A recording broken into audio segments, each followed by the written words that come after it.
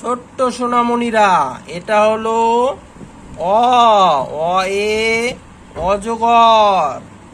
এটা হলো আতে আম।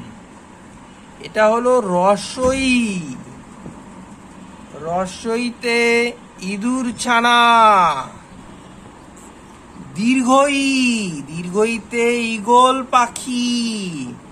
রসৌ, রসৌতে উট। দীর্ঘৌ, দীর্ঘৌতে উর্মি।